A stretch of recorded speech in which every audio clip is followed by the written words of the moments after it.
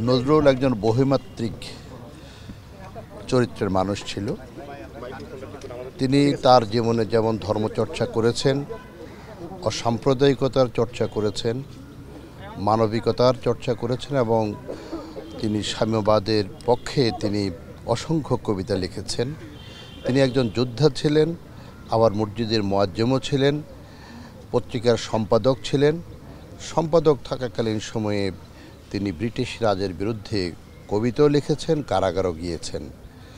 সব মিলিয়ে আমরা যদি নজরুলকে বিশ্লেষণ করি তাহলে আমরা এক কথায় বলতে পারি তিনি অসাম্প্রদায়িক মানবতাবাদী একজন কবি, যিনি মানুষের মুক্তির জন্য কথা বলেছেন, মানুষের মুক্তির জন্য লিখেছেন, মানুষের মুক্তির জন্য কারাগারে গিয়েছেন। সেই জন্যে নজরুল একজন প্রাসঙ্গিক ব্যক্তি, সর্বকালের সব সময়ে তিনি একজন প্রাসঙ্গিক ব্যক্তি। আর এই প্রাসঙ্গিকতার কারণেই আমরা নজরুলকে ধারণ করি, চর্চা করি।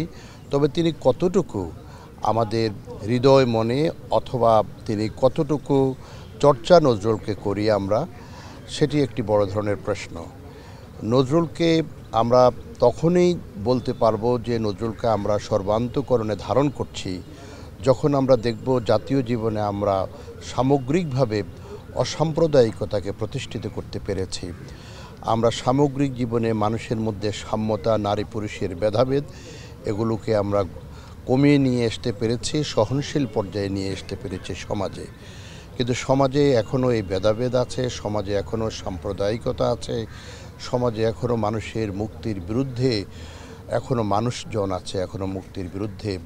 যদি আমরা শুধু আমাদের সমাজ নয়, যদি আমরা বিশ্ব সমাজকে বিবেচনা করি, আমরা এখনও দেখছি যে গাজায় মানুষকে হত্যা করা হচ্ছে এবং সে হত্যা করা হচ্ছে আধিপত্যবাদের নামে, সে হত্যা করা হচ্ছে একটি গোষ্ঠীর ধর্মকে প্রতিষ্ঠিত করার নামে, তাদের আধিপত্যকে প্রতিষ্ঠিত করার নামে, এবং পৃথিবীর শক্তিধর রাষ্ট্রগুলো এই সহযোগিতা করে আসছে।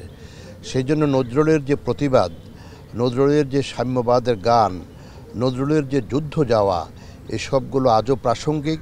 আমাদের তরুণ প্রজন্মের মধ্যে যদি আমরা এগুলো ছড়িয়ে দিতে পারি তাহলে আমরা নজরুল চর্চাকে প্রাতিষ্ঠানিকতা দিতে পারবো।